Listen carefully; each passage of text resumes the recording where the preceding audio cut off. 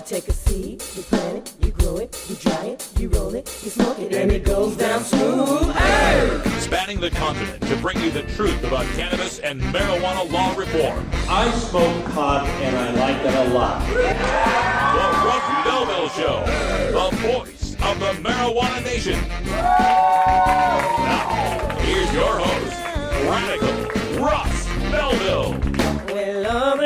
Good day, tokers and tokettes and non-toking lovers of liberty, and welcome to the show. It is Thursday, July 17th, 2014, and it's got to be a pre-recorded episode of the Russ Belville Show because I am currently in an airplane flying my way to Fort Lauderdale, Florida for Bobby Platshorn's Meet the Experts 3. Going to be Neil Franklin, Mike Booten, bunch of other experts explaining to the people of Colorado how to get ready for the emerging medical marijuana businesses that will exist after they pass Question 2 this November, the constitutional amendment to legalize medical marijuana. So instead of me being here live and giving you a show, I'm giving you a special replay of a debate that took place yesterday live online between LEAP's Judge Jim Gray, the former Libertarian candidate for vice president, and Project Sam's Kevin Sabet. He's the former ONDCP advisor who co-founded Project Sam with Patrick Kennedy, Smart Approaches to Marijuana, whose goal is to forestall legalization and replace it with forced rehab and evaluations of adult marijuana consumers. The debate took place at the Colorado School of Mines and was sponsored by FEE, which is the Foundation for Economic Education. We're going to give you a replay of that debate as it occurred yesterday, and at the end of that we'll take some time and kind of tear apart Kevin Sabet's talking points as best we can. So we're going to switch over to the cam now and enjoy the debate from Colorado. This is Judge Gray versus Kevin Sabet.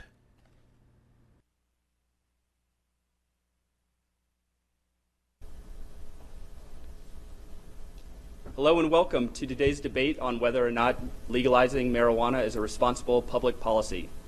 My name is Jason Riddle. I'm the College Programs Manager at the Foundation for Economic Education. The mission of FEE is to educate, inspire, and connect future leaders with the economic, ethical, and legal principles of a free society. We're hosting this debate as part of a seminar called Problem Solving 101 here in Golden, Colorado, to serve as an introduction to the economic way of thinking for college-age students. A special thanks to the Arthur N. Root Foundation for making this debate possible, and I want to welcome all the students here in attendance, and welcome everybody watching this debate live from around the world. To start things off, I'm going to introduce the resolution we're going to be debating today and then I'm going to introduce today's participants. Finally, I'm going to explain the format of how we are going to proceed. The resolution we're going to be debating today is legalizing marijuana saves money and lives. Judge James Gray is going to be supporting the resolution, and Dr. Kevin Sabet will be opposing. Now let me introduce our debate participants. Judge James P. Gray has served as a soldier in the war on drugs for more than 2 decades. He's a speaker and representative of law enforcement against prohibition and the author of the book, Why Our Drug Laws Have Failed and What We Can Do. Judge Gray was a staff judge, advocate, and criminal defense attorney for the U.S. Navy JAG Corps and worked as a federal prosecutor for the U.S. Attorney's Office in Los Angeles. In 1983, he was appointed to the Santa Ana Municipal Court, and in 1989, he was elevated to Superior Court of Orange County, retiring in January of 2009. Although Judge Gray has championed many causes, none has been bolder than his work to combat the illegal drug problem in America. He has concluded that helping to repeal drug prohibition is the best, most lasting gift that he could make to his country. Dr. Kevin Sabet has over 18 years of experience working on drug policy. He is the director of Drug Policy Institute at the University of Florida and an assistant professor in the College of Medicine, Department of Psychiatry. From 2009 to 2011, he served as senior advisor in the Obama administration at the White House Office of National Drug Control Policy. And he remains the only staff member at ONDCP to hold political appointment in both the Bush and Obama administrations. Dr. Sabet is the author of the book Reefer Sanity, 7 Great Myths About Marijuana, and is a regular contributor to publications worldwide, including the Washington Post, Huffington Post, New York Times, Vancouver Sun, CNN, CNBC, and more than a dozen other media outlets. As a Marshall Scholar, he received his PhD and MS in social policy at Oxford University. His areas of specialization include evidence-based drug prevention, treatment, and law enforcement, as well as the impacts of drug legalization and medical marijuana. Now for the order with which we're going to proceed in today's debate. Each debater will deliver 8 minutes of opening statements, starting with Judge Gray taking the affirmative stance. We'll follow with 4 minutes rebuttal from each side. We'll then have a 15-minute period of Q&A from our audience here. And during that Q&A period, I welcome both of you to respond to audience questions, even if not directed specifically at you, or if you want to respond to a point made by your opponent. And finally, we're going to conclude the debate with 3 minutes of closing statements, starting with Dr. Sabet. Again, the resolution we're going to be debating today is legalizing marijuana saves money and lives. Judge Gray, you have 8 minutes for opening remarks. Let me not mince words. Drug prohibition is the biggest failed policy in the history of the United States of America, second only to slavery. And in fact, regardless of your area of interest, healthcare, education, environment, whatever, if you'd give me some time, I will show you to your satisfaction how those issues are made worse because of drug prohibition. Yes, I was a former drug warrior. I was a federal prosecutor. I held the record for the largest drug prosecution in the Central District of California back in 1978. 75 kilos of heroin, 165 pounds was and is a whole bunch of heroin. Does anyone have a concept of what the record prosecution is today in the Central District of California? 18 tons of cocaine in one place. So you can see how much progress we're making. You folks are closer to being under 21 than I am. Some of you are under 21. So I'll ask you a question that I ask wherever I go. How many of you, when you were under 21, if you wanted to, would find it be easier to get marijuana than alcohol? Why? Because the illegal dealers don't ask for ID, right? How many of you agree with me?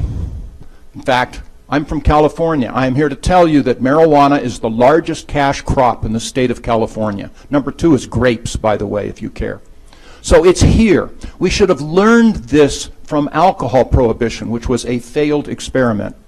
We cannot get rid of these drugs. They're going to be here one way or the other. Wouldn't you rather have the quality, the purity, the strength, the licensing in the hands of the government regulators as well as honest business people instead of criminals? That's the issue. It's a question of how we're going to deal with these drugs. Now, I'm going to quarrel with the proposition. I do not want to legalize marijuana. Do not. I'm not just quibbling with titles. The shirts on your back are legalized products. They can be purchased in the free market. That's where the price is. There's no age restrictions. There's no advertising restrictions. I want to regulate and control marijuana like alcohol. That is so it's regulation and control. That's what's going on in Colorado today. They're having some problems. It's speed bumps along the way. They're learning, as you're aware. They had Initiative 64 that passed in November by quite a substantial majority of the voters in Colorado, and now they have regulated and controlled marijuana for adults 21 years of age or older. And I say, good. Let me ask you a question. How many of you believe the federal government has all the answers? Never seen any hands yet. How many of you are adults in your states, be it Colorado or whatever else? How many of you believe that you as adults are perfectly able to decide how best to protect and care for the people of your state, and you don't need the federal government to do it? No kidding. Now, I was the vice presidential candidate with the Libertarian Party in the last election, 2012. Governor Gary Johnson from New Mexico was our presidential candidate, and he would say time and again, look, if the federal government does not have all the answers, then let's allow each state to decide how best to serve and protect its people. And that will result in some wonderful successes that can be copied, and then, yes, maybe some noteworthy failures that can be avoided. Today, however, talk about something of import. I've never smoked marijuana. I'm not particularly interested in doing it. But lots of people are. There's some harms with marijuana. You're going to hear from Kevin Sabet, and don't let him take up our time by talking about how dangerous some of these drugs can be. I will agree with pretty much everything that he says with that regard. But I'm also here to tell you that the most dangerous thing connected to marijuana is jail. We are arresting 750,000 people every year in our country for marijuana violations, and 88% of those are for nothing more than possession. It's crazy. I was a judge for a long time, and I would see in my own courtroom we're churning low-level drug offenders through the system for no good purpose, ruining their lives in many ways, and filling our prisons with nonviolent drug offenders. You're probably aware that the United States of America leads the world in the incarceration of our people, both by sheer numbers as well as per capita. And here I assure you, we're number one does not make me proud. Does it make you proud?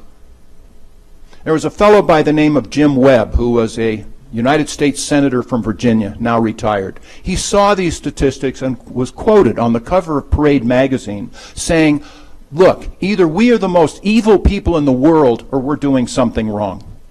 Which do you think it is?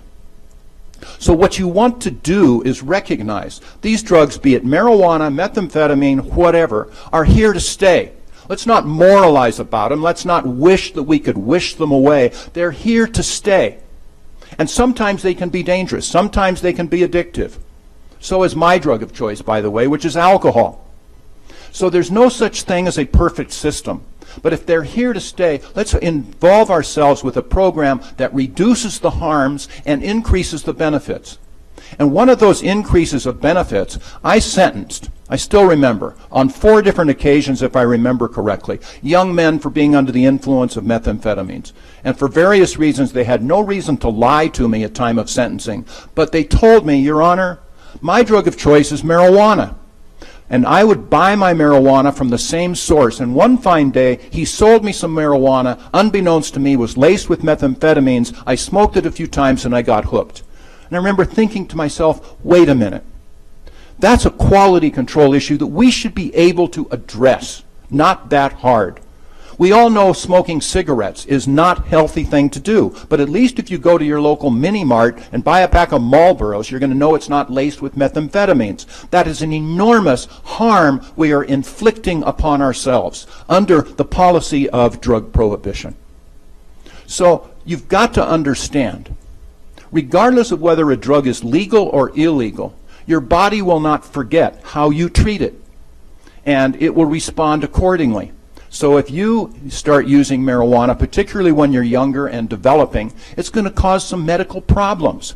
Don't do it. But we have an enormous success story in our country with regard to smoking cigarettes, right? How? By making tobacco illegal? No, tobacco is fully as addicting as cocaine, and certainly is life-threatening in a lot of ways with cancer and heart conditions and the rest. So how many of you believe that we should make tobacco illegal? Good. No. Why? Because you just bring Al Capone and Mexican drug cartels into the tobacco distribution business, right? But we're making progress. By what? By honest information. Honest information works with regard to tobacco, with regard to marijuana, with regard to these other drugs as well. So these are things that we need to do. Let's stop being puritanical, let's stop moralizing, and let's start putting in programs that are based upon health, upon common sense, and trying to stay away from jail for nonviolent drug offenders. That's my position, and that's where we will go. Thanks again to Colorado and the state of Washington. Drug prohibition is now on its way out. Hooray for that. But that's not a victory in itself. We have to be smart about this and involve ourselves with policies that work. And that's like with cigarettes. We'll talk some more. Look forward to your questions, and thank you for being here. Thank you, Judge Gray. Dr. Sabet, you have 8 minutes. Well, I want to thank Fee for putting this on, and I want to thank Judge Gray for agreeing to debate. We actually first debated, since we're both from the same city, about 18 years ago, and it was the first debate I ever did, and Judge Gray was just as gracious then as he is now, and I thank him for his remarks. Actually, I don't disagree with a lot of what was said, just like Judge Gray probably wouldn't disagree, as he said, with some of the issues regarding the harms, which I'm not going to talk about.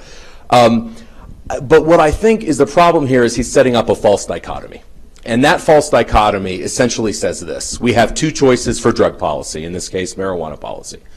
Either a lock 'em up, war on drugs, prohibition, heavy enforcement, costly approach, or as an alternative, this shiny, brand new, wonderful object that's going to cure cancer, get rid of Mexican cartels, and solve the underage access problem, legalization. Because those are the things that are promised. And I think that that is a false setup. I think that is a false dichotomy. I do not accept that those are our only two choices. And I actually think both of them are equally dangerous. I agree with Judge Gray. We should be ashamed of being the #1 country in the world for incarceration. We should be ashamed at 750,000, by the way, it's arrests, not different people. Some of them are the same people, but still 750,000 arrests every year for marijuana. We should be ashamed at the criminal record that some jurisdictions give to folks who have been arrested for possession. But we should also know that creating what I would argue is the next tobacco industry, which you need to understand the implications of what legalization is. I don't think that the answer to the incarceration problem is to create this tobacco industry. I don't think the answer to the social injustice in certain communities with regards to current drug enforcement, that the answer is to replace one tragedy of incarceration with another tragedy of creating another alcohol or tobacco industry. So when I hear regulate marijuana like alcohol said in such a matter-of-fact way, my response is regulate marijuana like alcohol? Well, wait a minute. Let's look at alcohol for a minute. Alcohol kills more people than all illegal drugs combined. It's used by more than half of the population on a regular basis. The tobacco industry, similar, is still used. Remember, cigarettes are used by far greater numbers of Americans than marijuana. Between 20 and 25% of Americans still smoke regularly, even with all the public health campaigns, versus about 7 to 9% that smoke marijuana. We have two massive industries who, make no mistake about it, their only goal is to increase profit. And the way they increase profit is through higher addiction rates. Okay, let me tell you, most people drink responsibly, and that's great. But the 20% of us who don't drink responsibly and consume over 80% of the total volume of alcohol in this country, think about that for a minute. 2 out of every 10 Americans consume 80% of the alcohol in this country. Those folks are the ones that line the pockets of these industries. And I've worked in Washington, actually in 3 administrations. Do not doubt the savvy of these lobbying special interest groups, and do not doubt that the marijuana industry, and the only reason folks that frankly look a lot like me than your Woodstock hippies are the ones cashing in Colorado and Washington with marijuana industry, make no mistake about it, they're in this to make money, folks. They're not in this to protest a war, like maybe some of your parents were in that movement. They're not in this to, love peace and equality. Folks, they're in this to line their pockets. And I ask you to do your own research about who is funding legalization around the country. Please, learn about ArcView, learn about Privateer, learn about the tobacco industry and actually how they're now colluding with the marijuana industry in the vaporization sector and in other sectors. Read about the Yale MBAs, folks, the guys that look like me with the Ivy League pedigrees, that are starting marijuana industrial farms, and learn about what legalization is about. Now, that isn't to say that we should just be happy with current policy, and I'm happy with arresting people and giving them criminal records, but folks, you want to talk about social justice? There are 8 times as many liquor stores in poor communities of color in this country than in upper-class white communities. Now, why is that? Upper-class white people like to drink. I mean, some of us like to drink. It's not because they don't like to drink. It's because you go after the disadvantaged communities when you're in addiction industry. Folks, what about the lottery? I thought the lottery was, by the way, was supposed to solve all the public education problems. Are you guys problem solved here in Colorado with the lottery? Public education top notch? Marijuana is just one in a series of things that we're being presented as the answer to our budget problems, as the answer to schools. And what I would say is, and we're not going to get into a debate about the harms because we probably agree, but the fact that alcohol, which has a long history, much more than marijuana, of widespread accepted use in this country, those have been legalized. The train has left the station on those. Can anybody, though, say with a straight face that alcohol policy or tobacco policy has been a public health success overall? That over the last 200 years, We have benefited as a society. Now, that doesn't mean we want to prohibit alcohol or tobacco. Like I said, the train's left the station. But folks, in our hands right now, we have the ability to stop the next industry. And we only have one shot, because they are steamrolling ahead with this whole air of inevitability. That's their talking point. This is inevitable, just like same-sex marriage.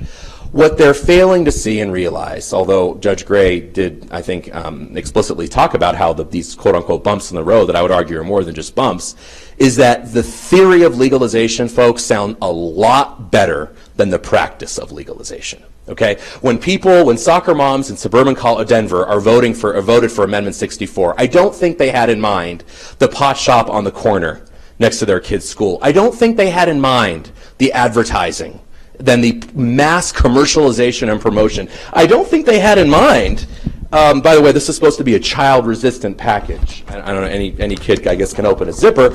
I don't think they had in mind Strawberry Crunch edibles with cartoon characters on the front to appeal to young people. I don't think they had that in mind. What they probably had in mind are, 60-year-old ex-hippies wanting to smoke a joint after work every day. What's the big deal? I don't care about that. I agree with them. What is the big deal? I don't really, as long as I don't get into a car or take care of my kid, all the more power to you. But folks, that is not what legalization's about. It's about addicting young people and lifelong customers. Raise your hand if you know somebody with a drug or alcohol problem. Addiction. Now keep your hand up if that person started their drug or alcohol problem, in other words, initiated use of whatever drug, after age 21.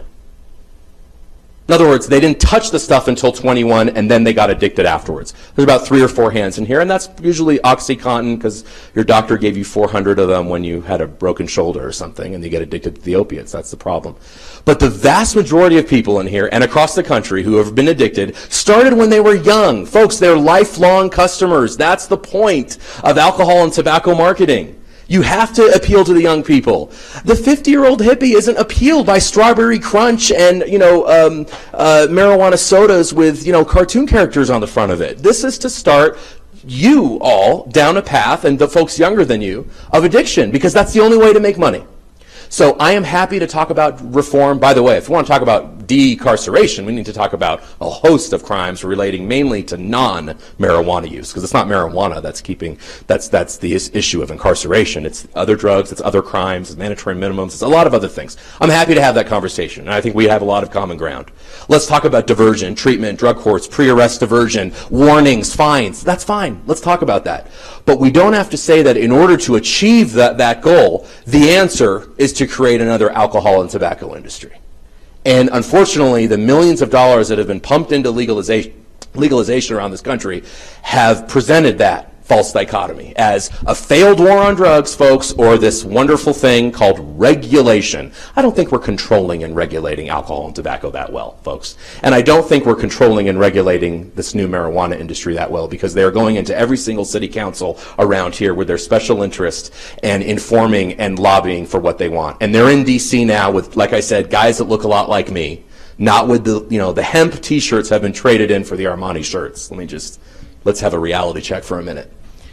And they're in there for one thing, and that is to make money. So let's move beyond the false dichotomy, and I think we can do better than either a failed approach of enforcement or what I would argue would be a public health and safety disaster of the real effects of legalization in the United States. A country with a First Amendment, a country where you cannot restrict speech, a country where you come to Madison Avenue to learn how to market, you don't go to Beijing. You come here to this country. We are still the king of advertising and promotion. And I think that is a lot scarier. Thank you, Dr. Sabet. We're going to have to stop it right there. Thank you. Gentlemen, thank you for your opening statements. We're now going to move into 4 minutes of rebuttal for each side, starting with Judge Gray. So much to talk about. I think we're making progress. I did hear Kevin Sabet speak earlier, and now he's changed, so he actually agrees that we should be involved in some changes, and that's a good thing. Look, folks, the dichotomy is very straightforward. Not two choices, but whatever choice each of the 50 states decides they want to make. Then we'll have some benefits, we'll have obviously some detriments, and we can make decisions much more intelligently. We have these big industries in effect right now, wanting to get you and all the other people hooked on marijuana, on stronger marijuana, of course, because the cardinal rule of prohibition is always sell the stronger stuff. For example, if I'm a bootlegger, I'm going to face the same criminal justice penalties by selling a barrel of beer as a barrel of bourbon. Which am I going to push? The bourbon. Why? Because I make more money. So the marijuana is much stronger today because of drug prohibition, because you face the same criminal justice issues by selling strong marijuana as weak marijuana. So it's already here. The question is this industry, which is right, it's a huge industry, is it going to be controlled under the law or outside of the law? That is the question that we need to ask. If you have it within the law, first of all, you have a lot of money for taxes. No, it's not. No, it's not an issue that's going to be a panacea, but I'd sure rather have this money go to pay our firefighters, pay our teachers, and fix our roads than to subsidize juvenile street gangs, Mexican drug cartels, and the Hells Angels, for heaven's sake. So that's an easy one. The question is, are we going to have marijuana with controls or without controls? The biggest oxymoron in our world today is the term controlled substances. Let me say it again. The biggest oxymoron in our world today is the term controlled substances, because as soon as you prohibit a substance, you give up all of your controls to the bad guys. Anything dealing with quality control, which again is a really important issue that I didn't hear discussed yet, hopefully we will, with quantity, place of sale, licensing. I agree that I wish there weren't so many liquor stores in lower minority areas, but if you're worried about the lower economic minority people in our country, for heaven's sake, look who's in jail and prison today. Abnormally large numbers of people of color as a result of the war on drugs. So you talk about getting people involved and hooked on drugs. How about getting them hooked into a lifestyle of prison? How about taking away these children from their parents? Yes, we imprison hundreds, thousands, tens of thousands of people in our country for doing nothing but smoking marijuana. Nothing but smoking marijuana. Why? Because if they're on parole or on probation and they smoke marijuana and they get a bad test result thereafter, they're put back into jail and back into prison. Stupid. Very expensive, ruining people's lives. So let's be smart with regard to these issues. We're making progress. You heard the opposition in here. He's agreeing that we need to look at mandatory minimums and all the rest. He's agreeing that blocking people up for nonviolent drug offenses, I believe, is not a good idea. He believes in drug courts. Hooray for that. So do I. But hold people accountable for their actions, not what they put into their bodies. Final word. You all know Robert Downey Jr., very gifted actor, and he's a heroin-addicted person. And it makes as much sense to me to put him in jail for that as it would have Betty Ford in jail for her alcohol problem. Betty Ford, of course, was President Gerald Ford's wife and an acknowledged alcoholic. Bring them closer to medical professionals that can help them instead of rendering them automatic criminals and pushing them farther away. But if Robert Downey Jr., Betty Ford, you or I drive a motor vehicle impaired by, you name it, marijuana, methamphetamines, alcohol, my drug of choice, that's a crime and should be prosecuted. Why? Because now by their actions they're putting our safety at risk. But the government is not effective, nor should it be, in trying to save us from ourselves. Think tobacco, we're making progress. We're having fewer people smoking tobacco. Do you want to make tobacco illegal? He said not, thankfully. We want to make alcohol again illegal? Do we have problems with alcohol? Yes. Would we make the problems go away if we were to prohibit them? No. It's the same thing with these other drugs as well. Thank you, Dr. Sabet. 4 minutes for rebuttal. Thank you. Look, I don't want Robert Downey Jr. or others to be going, to be incarcerated for their only crime is using any drug. I agree. They need medical professionals. Sometimes they do need a push of the law, and that's, you hear a lot of people talk about how drug courts have helped them because what got them to treatment was the real threat of some kind of incarceration.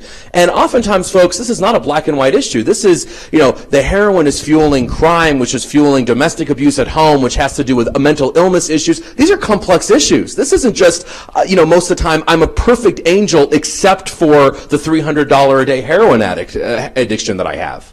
Okay, so these are complicated issues. I agree that our reflex should not be incarceration in the criminal justice system. But let's be clear about the fact that this is not simplistic. Let's talk about the point of control and quality control. Well, the last time I checked, The black market has not gone anywhere in Colorado and Washington. And don't say it's only because we've only been legal for 6 months. Folks, you know that if you were been over 18 and had a pulse, you could get marijuana legally in this state since about 2008 in any retail store.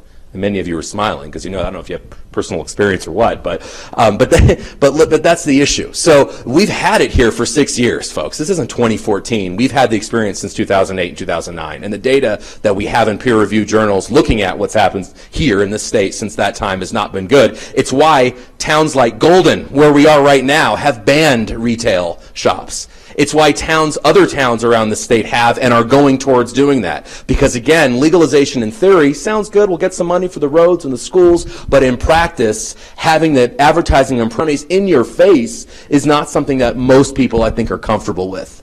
And you want, again, quality control. Well, I wonder if the family of Levi Thumba, the exchange student from the Congo who was in Wyoming and visited Denver solely for the purpose of ingesting marijuana, who was 19, by the way, not legal at 21, I wonder what they think about the quality controls of the industry. I wonder what Maureen Dowd thinks. This is a well-known liberal writer, New York Times, who ate a marijuana candy bar and then in her hotel room in Denver said that it made her feel like she had died. And then the industry responded, well, no, she was supposed to cut it into 16 pieces and only have 1/16. That's the serving. So she went above the recommended serving. So the idea that this is an industry that's going to care about quality controls, I ask you only please to go read the tobacco papers of the 1960s and 70s. Look at what these industries think about when it comes to quality control. Look at what they think about when it comes to youth access. This industry is absolutely not different at all. If it was different, it would cease selling edibles. It would say that we're only going to sell, lower amounts of THC, etc. It would change, but it hasn't changed. It's pretending to have child-proof packages.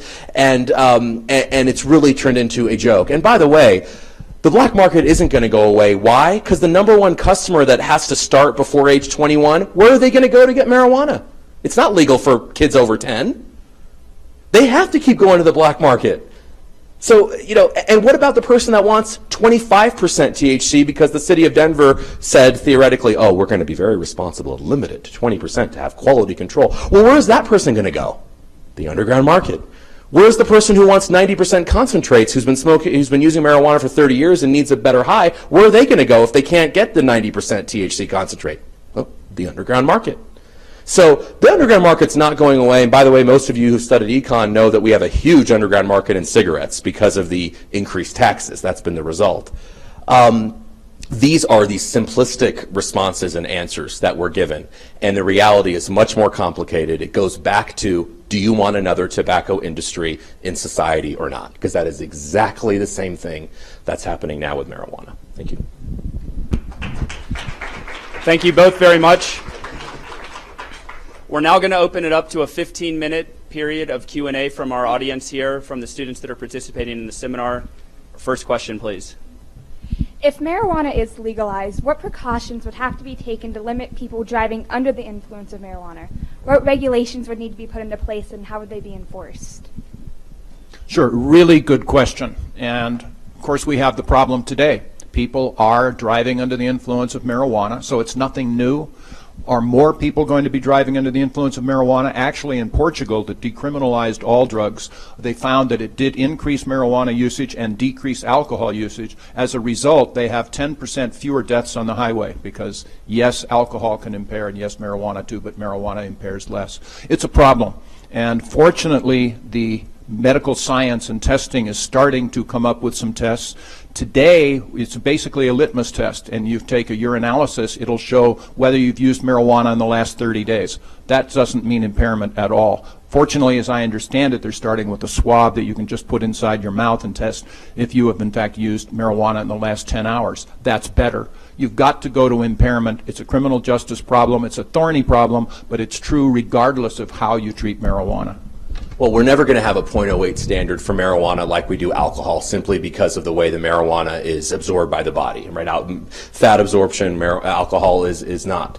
And the issue about driving it, we don't have to look at Portugal. We can look at Colorado. Since commercialization in 2008, the peer-reviewed research that just came out a month and a half ago is that fatalities involving Colorado positive marijuana drivers have tripled since commercialization in 2008. It wasn't since medical marijuana passed in 01 because the commercialization hadn't started. The mass normalization and promotion hadn't started. But in 08 and 09 it did start. And the peer-reviewed research from all the medical professionals are saying that it hasn't been a good result. And really this comes down, just one final point, to a larger issue of, are you going to believe the American Medical Association, the scientists, the physicians, the APA, the College Nurses Association, the Psychiatric Association for Children, or are you going to believe the industry? Because the industry is going around trying to make there be very little regulation on driving. They keep saying, well, if you test somebody, it's going to show for 30 days, etc.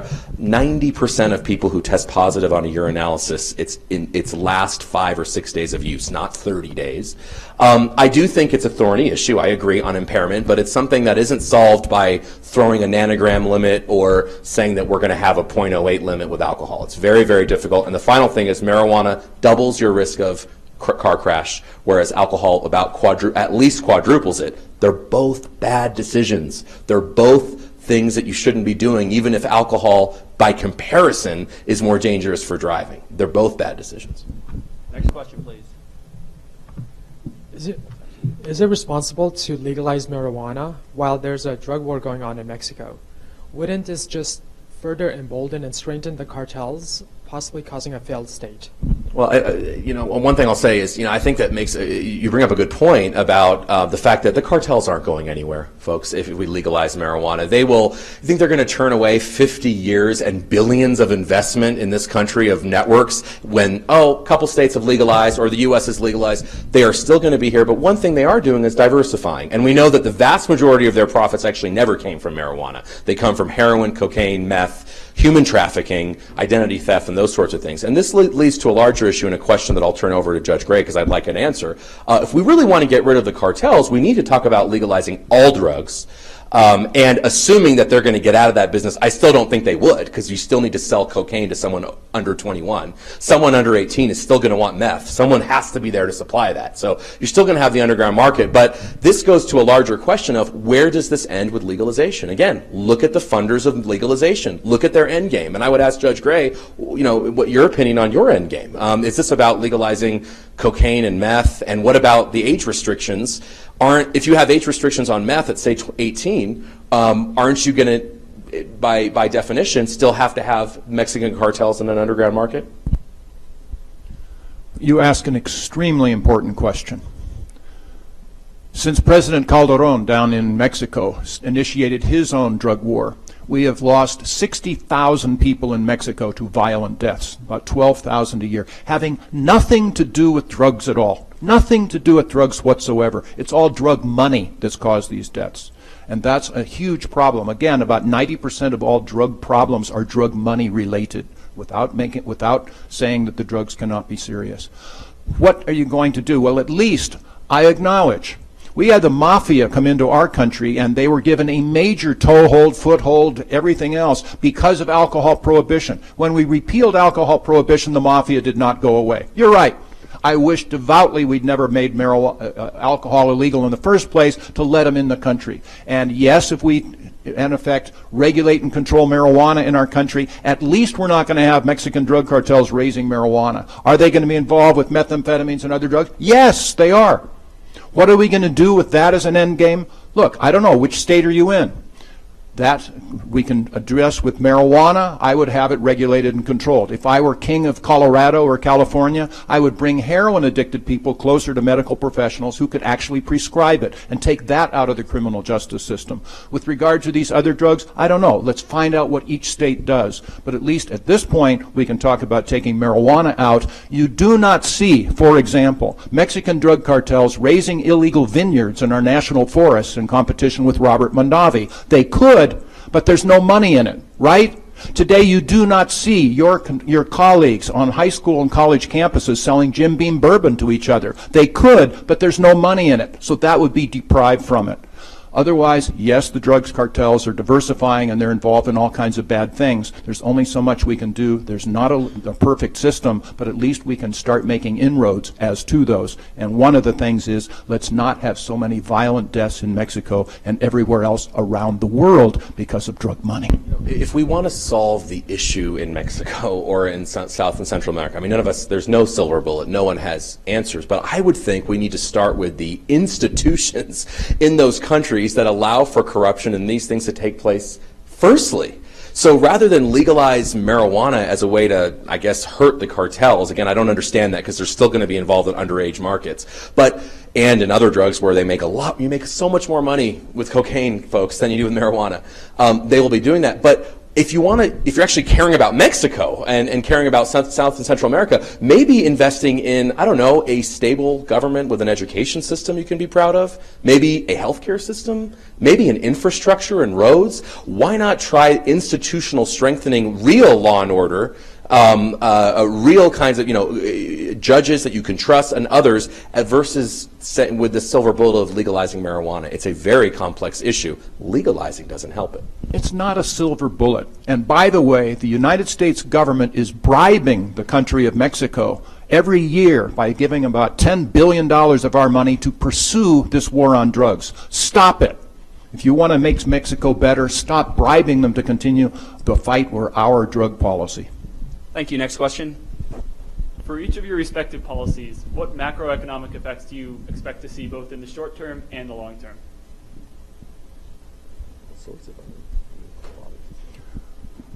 There are four things that work in pretty much any system, any program you're going to talk about. The first is education. The second is treatment and prevention. The third is positive incentives. Today, by the way, we have so many incentives to have people, particularly young people, go out and sell drugs, which should be taken away. And the fourth thing that works, of all things, is individual responsibility. What are the macroeconomics? We have here in Colorado, fortunately, taking some of these revenues away from some really bad people and using them for taxation and using them for controlled substance. And that's a good thing. We are taking some money away from bad guys and giving that money, in effect, to responsible businesses as well as governments. Good. What's going to be the long-term solution? We're going to look at each state and decide how they act upon it, and that's a good thing, too. Obviously, I think a lot is still unknown about what the macro effects are. We can, again, only look to our two legal drugs for an example, drugs that are used at far greater rates than any of our illegals combined. When we look at alcohol and tobacco, our two legal drugs, we see that for every dollar in revenue, costs us 10 in social costs. Now, the social costs of alcohol, tobacco, and marijuana are different. Tobacco does not cause public safety costs. In other words, you can smoke a cigarette and drive a car. Not the same with marijuana. Alcohol, in some ways, you have the intoxicating effects of alcohol and the lung effects and other health effects of tobacco with marijuana, but we don't exactly know, and time will tell. I think in terms of other macroeconomic factors, other than it's not going to be paying for itself with tax revenue, just like the lottery hasn't, just like our legal drugs haven't, the other effects are, let's look at America as a global, as a globally competitive workforce environment, or as a globally competitive workers. I mean, good luck to folks here. I mean, I'm sorry to say, this is the worst time in U.S. history since the Great Depression to be your age in terms of getting a job, having a stable family, having stable and healthy children, and not being involved in some kind of criminal activity. The odds are against you. And now we're saying as a country, rather than offer jobs, rather than offer things that are hopeful, we're saying, well, we'll offer pot and some online porn and things like that too.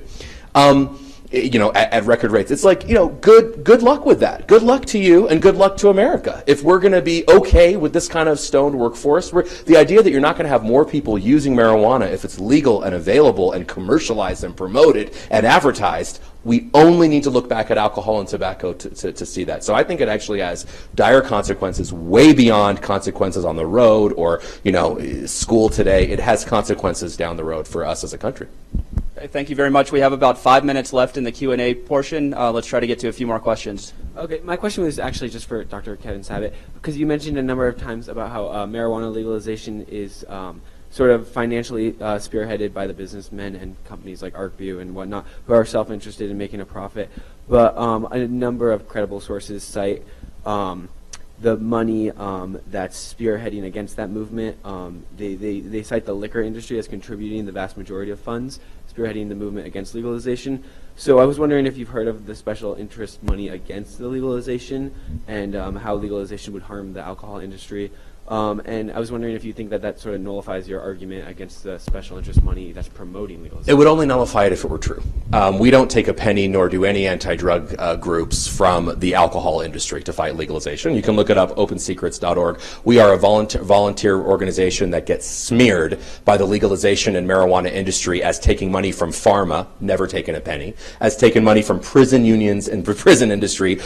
Do you know that Patrick Kennedy is the co-founder of the organization I started, Project SAM, Smart Approaches to Marijuana? He was the #1 congressman against private prisons and the prison industrial complex. Trust me, he is no friend of the prison industry and the private prisons. We don't take a penny from them. And so, there's a quote from Gandhi about what happens when you're opposition, and I don't have it off the top of my head, but first they ignore you, then they try and smear you, and they pay attention to you, and then you win, essentially. And I think we're seeing that now. There have been many accounts by groups that have a financial interest to legalize marijuana that have made up lies. And so, yeah, if we took money from the alcohol industry, would that be hypocritical? Yeah, that's why we don't. If we took money from large other major industries that would compete with marijuana, that would be a problem. I will say about the alcohol industry, we know that heavy users of marijuana, college students, those who are addicted in treatment, the ones that really cost society more than the occasional person that just smokes a joint. And remember, I'm not here saying that everybody who smokes a joint has problems. Everybody who ever smokes a joint is going to use heroin tomorrow. They're going to crash their car. I'm not saying that at all, despite being sometimes caricatured as such. But for the minority of all marijuana users who cause the majority of problems, the research shows that alcohol and marijuana are complements, not substitutes. So it's a wonderful political rhetorical line for folks in Colorado when they were doing this to say alcohol is the more harmful choice, marijuana is safer. That is a that doesn't matter. It is irrelevant because the folks we're worried about who smoke pot, the heavy users, we know also are heavy drinkers. So I actually see the alcohol industry benefiting by an industry of marijuana that's going to have more marijuana users. News break. Incentives matter. How many of you ever heard that statement before? Okay? Of course it does. Money is huge in this issue, and it's money on both sides. By the way, you may not be aware, but the original sponsors of this so-called Partnership for a Drug-Free America were what? Were the tobacco industry and the alcohol industry.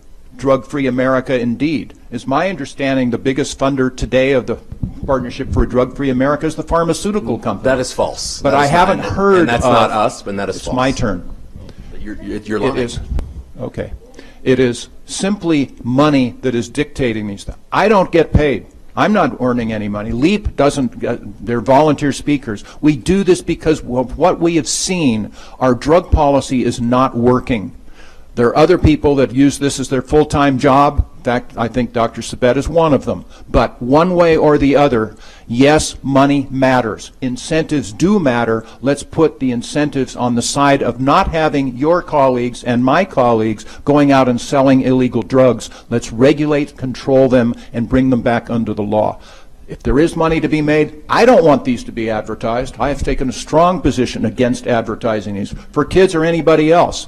One state may do that, one state may not. I hope California does not allow the advertising. He's right, money runs the bus, but today it's the government money that is pushing drug prohibition on so many other cities in our country. They are actually giving, they call it government grants, but it's basically bribes to the city police departments, but it has to be used to continue this war on drugs. It's a mistake. Money does matter. I think Dr. Sabet probably wants to respond to that. We're going to let him do so in the closing statements. In the interest of time, let's have one more question. Okay. Well, assuming that people are motivated by self-interest, hopefully an enlightened self-interest, and and assuming that the Colorado venture capitalists and the Mexican drug cartels are all motivated by the potential pursuit of profits, what about this system is really making sense? I mean, the continued war on drugs at the border for the Mexican drug cartels creates a barrier to entry, which makes it more and more profitable for them to be able to be the ones making all the money in this industry. At what point does undercutting the criminal market weigh on the social cost of the country? Again, the vast majority of these folks, you're talking about the border and the war on drugs, it is not about marijuana. Frankly, made in the USA marijuana is a lot better than made in Mexico marijuana. Now, that wasn't the case 30 years ago when the high potency was coming from Mexico. But we have adapted and learned thanks to this medical movement, which I thought was supposed to be about cancer patients, but is in reality about 31-year-old white guys with back pain. That has therefore emerged a massive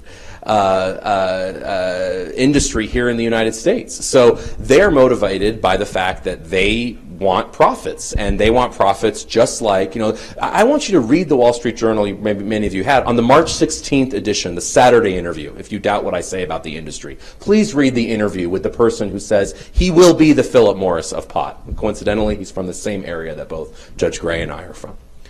And they talk about their plans to become the Philip Morris of pot. I mean, they are unabashed.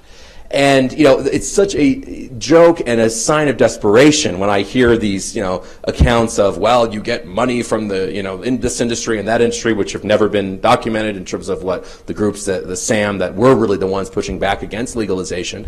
And the joke of that is, if you look at who spent money on Amendment 64, it's a few billionaires and other people who want to make a lot of money from pot. And that's why there were millions and millions spent here in Colorado versus a paltry 600,000 or 700,000 of the opposition. In Washington, there was nothing spent by the opposition. Washington is a strong state for liquor and other interests, almost zero, and it was millions from the other side. Look at who is spending money on the initiatives and who's pushing back. We are in an uphill battle. Now, not only do we have the billionaires to contend against, we now have these industries, thanks to Colorado and Washington legitimizing them. We now have these major multi-million-dollar funding groups that are in the Wall Street Journal, that are in Fortune magazine.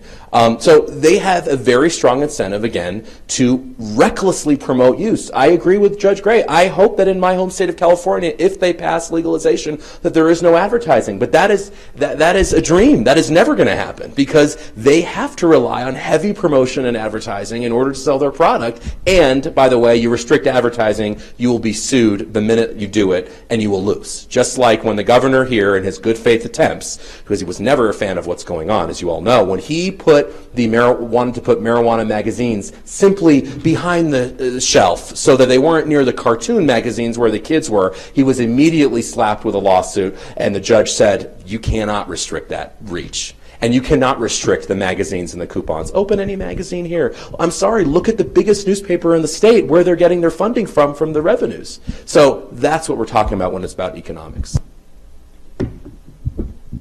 Wow. Most of the people that have contributed money to repeal marijuana prohibition have nothing to do with providing it.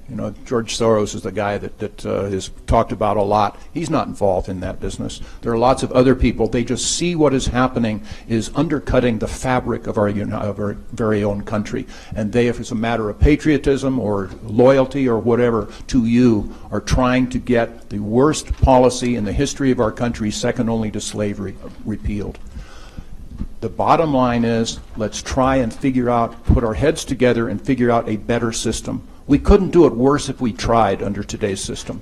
Does that mean that there's a perfect system? No. Does that mean that all of a sudden marijuana is not going to be harmful to you people? No. Or alcohol or any of these other drugs. But let's bring them under the control of business people. Let's bring them under the control of regulators, and at least get rid of, as much as we can, the black market and the individual violent sellers. And we can do that, and we must, and we will, by the way.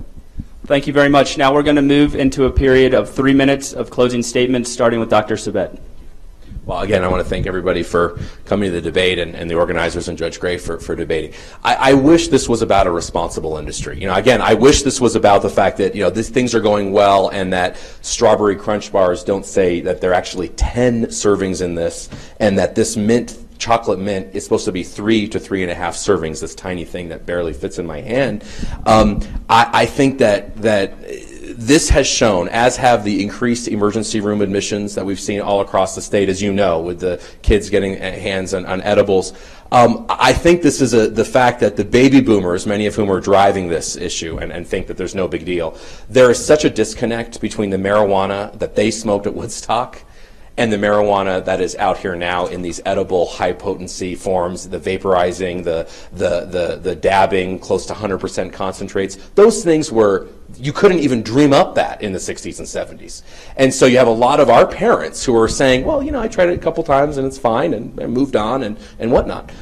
Yeah, that was a very, very different product. And I agree. You could argue that, you know, that it's been illegal the last 30 years and now you've had the increased potency. But only with the legal market have you had these items that are now targeting kids. And again, you have to target kids if you want to make money because it's the only way to get lifelong customers, as the tobacco industry has taught us. So I think what we're learning right now is actually a bit of buyer's remorse. I think we're learning that legalization in practice is not as nice as legalization in theory. And I actually think the biggest enemy to legalization right now is legalization itself. It's this commercial market that is leaving a very bad taste in folks' mouths. And I think that when we look at the money behind marijuana, that's actually tied to legalizing, as we heard hints of today, but we know is heroin, cocaine, crack, meth, etc. And we look at folks who want to get rid of the underground market, which therefore would mean you have to have no age limits. I think that's a place that we're not ready yet to go as a country. And I think that if we want to think about us as a competitive country going forward, if we want to think about us as providing hope for schools, the idea that you can promote marijuana use while at the same time trying to race to the top, I think is a complete joke. I think they're totally contradictory to that. That doesn't mean some people will smoke pot and be geniuses and create Apple Computer. That doesn't mean some people will smoke pot and be the heads of fortune. Yeah, that's fine. I'm not here to talk about reefer madness and bring the just say no pom-poms out. That's not what I'm talking about. What I do want you to do, though, is leave this debate at least with an open mind about the fact that this is about nothing more than the green. And the green isn't the pot necessarily, it's the money. And to realize that this is about an industry that wants badly and desperately to trick you and to trick other folks so that they can laugh all the way to the bank. Yeah, just like the alcohol and tobacco industries that are legitimized can do. If this was about humanitarian movement to not let people in prison, why didn't Amendment 64 say this is about decriminalization? Why aren't people advocating for that and not incarcerating people in prison as opposed to advocating for this legal market? It's because of the money. It's because of the industry. And I just ask that you do your own research about the money behind this and what is actually funding and fueling where we're going. Thank you.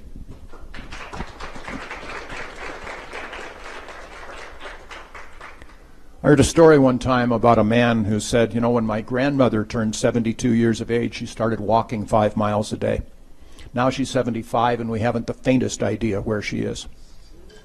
In so many ways, we passed our policy of drug prohibition, marijuana prohibition, really not knowing why we were doing that. In fact, a lot of people, if you go back to the congressional record, thought marijuana was a narcotic. They didn't know that they were outlawing hemp, which was a valuable industrial crop. So we don't know where it has taken us. I share this view that we need to simply open up our eyes and allow ourselves to have an open, honest, full discussion on this issue. I am absolutely convinced that if we legitimize the conversation, we will repeal marijuana prohibition, we will repeal drug prohibition, and allow each state to decide how best to do that. Just because we regulate and control marijuana does not mean we condone it. You understand that just because it's not illegal for people over 18 to smoke cigarettes, we don't condone smoking cigarettes. But at least then we can regulate and control it. And yes, bring in some tax revenue, take it away from very bad people. It's the question of the marijuana is here, the alcohol is here, so are the other drugs here. So now what are we going to do about it? Yes, if people are involved in selling cigarettes, Philip Morris is in there to make money. Okay, that's the system. That's the way it is. But so are the illegal, the Mexican drug cartels are in there to make money. So the Hells Angels is in there to push methamphetamine and is there to make money. Who are you going to trust more for the quality control even of methamphetamines? Squib Up John or the Hells Angels? So it's a question of making the best we can out of a bad situation. That's what we're going to do with regard to repeal of marijuana prohibition. And then I guarantee you, once we repeal marijuana prohibition, probably by the end of 2016, we will all look back and be aghast, if not astonished, that we could have perpetuated such a failed system for so long. It will be that obvious. Does that mean there aren't going to be any problems anymore? Of course not. But we're going to have fewer problems, so at least when we start asking questions, are we making progress here? Is things better now than they were before? People are going to start to say yes. I appreciate this for you. I appreciate your being here. I appreciate your interest. Yes, incentives matter. Yes, we can do better. Let's put our forces together and do just that. And thank you. Thank you both very much. Again, thank you to Judge Jim Gray. Thank you to Kevin Sabet. And thank you to everybody in the audience. If you enjoyed this debate, you can learn more about this debate as well as 9 others in our summer debate series at fee.org. Thank you all very much. That's the debate between Judge Jim Gray and Kevin Sabet as it appeared yesterday on the Fee website. And it is also available for download and archive. You can find it at rad-r.us/Gray Sabet,